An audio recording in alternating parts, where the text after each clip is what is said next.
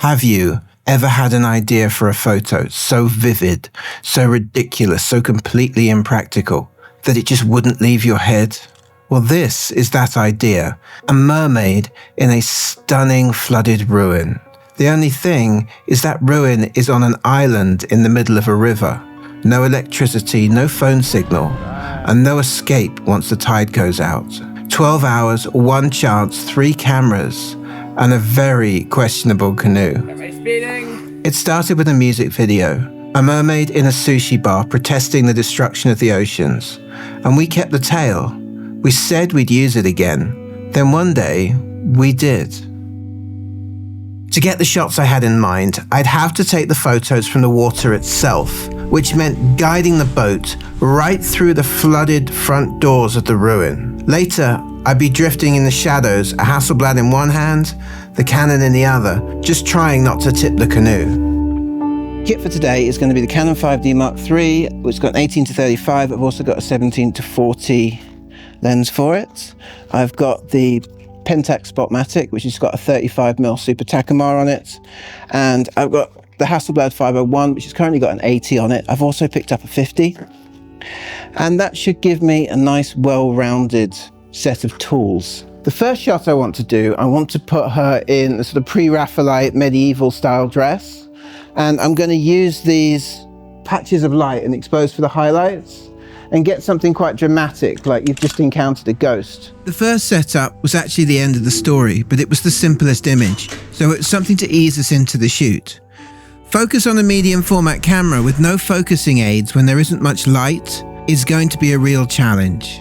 Because the bigger your film size, the wider your iris, the less margin for error you're going to have.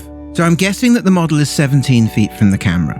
I've got a 6x6cm frame size. I've got an 80mm lens working at t4. This would give me an available depth of focus of 5 feet 6 inches. Starting at 14 feet 10 inches at the near point, and the furthest point it's at 19 feet 11 inches. But generally, you're safer when you're focusing at a greater distance than you actually think it is, than you are focusing at a lesser distance than you think it is. For example, on this shot, I've got 10% greater focus area behind the subject than I do in front of it. I also swapped out the waist level finder for the prism, as I find it much easier to get sharps on. This wasn't the kind of place that you just stumble upon. It took planning. We started coming here years before the shoot. I'd picked up a cheap old Zodiac boat thinking it would be perfect for a quiet recce mission. We're going to get attacked by geese. Yeah. But it wasn't. We nearly got it wedged in the narrow gates of the fort, and then the motor died on the way home, only to be saved by my best aqua mechanical skills. For the second shot, I want to put her on one of these bridges, one that's not too overgrown. And she can stand here with the red dress on, and then we've got red fabric, which might extend all the way down to the water. And then I can shoot it from the canoe, looking up. And it's really quite magical when it's like that. And because nothing here is red, she should stand out and make a really cool picture. That was epic. You're welcome. When you're doing something you've never done before, it's really important to do a rehearsal rather than learning on the job. But we've got 2 poses. One is the Venus in the shell kind of thing with the fabric, and the fabric just extends down to the water. I'm just going to try to remember as much as I can what each one felt like, and if you can communicate with me that, because you're going to be down there, so just make sure that you can at least check in with me. Could you pose for me? Oh, I can. Bash, chill out. You're going... It's slow for me. Okay, I'll go slower. Drive Miss Daisy over here. Drive Miss Daisy very delicately. I'm not touching that water. Because of the dead pigeons. Terrible. I love this camera, be careful. It's now in the boat. Don't care about this one quite as much. I'm currently on a canoe with about 3 grams worth of camera gear, being paddled by a BMW driver. He's learned a bit of subtlety. We haven't hit the wall in the last couple of minutes. With AI, you can create scenes like this without ever leaving your desk. So using an almost IMAX-sized piece of film in a 40-year-old mechanical camera while sitting in a canoe floating around a ruined Victorian castle in the rain is the definition of being a Luddite.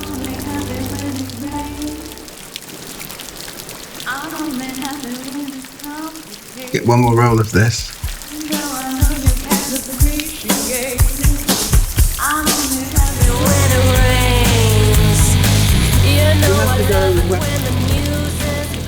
But creating a fantasy in reality, existing within the scene, working in the moment with your model without dependence on technologies, which leave you at the mercy, ethics and values of the corporations that created them, will always have value. Thumb shots. So we've just shot the second look. Crunch. And so far, everything's gone fine. Assuming the rain would pass, Lena got to work turning Jamie into a mermaid, using seaweed and shells she'd found on the beach. Very fishy. For a while, it looked like nature was never going to let us get that shot. But if you're always waiting for perfect conditions, you could be waiting forever. Oh, wet ass. Crash. Yep. Oh, my ass is so wet. The challenge now was all on the girls. Getting into that mermaid tail on the tiny worn steps of the fort, and then giving an amazing performance in the rain was never going to be easy. But Jamie just nailed it.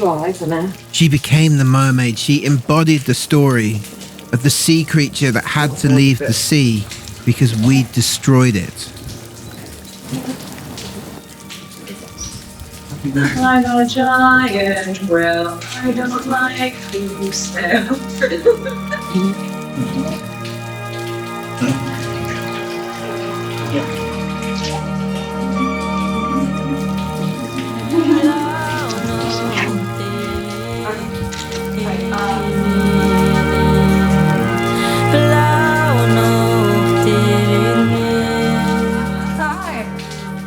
Are you able to get off? Nice. That's really good. That one. I am not displeased. Is it worth the way you're feeling right now? Oh yeah, no, it always is. It's good. I'll just punch you in the back of the head a couple of times. The tide's coming back in. We're going to go home soon. And we've got time to do that one last picture. And we'll just nail everything. Oh. It's looking great. There's a hole.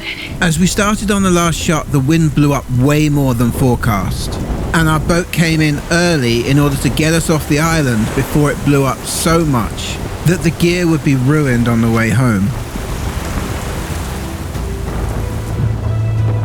The choice to get that shot anyway did result in a bit of a rush departure and a rough ride home.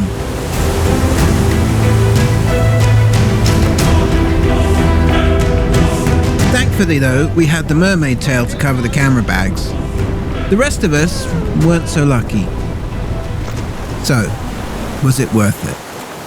Photographer Dorothea Lang said, "Photography takes an instant out of time, altering life by holding it still. Being able to imagine and then create that instant, and then being able to walk around it for a brief time, record it and share it with people, is the core of what photography is for me, and that will always be worth it." But what about you?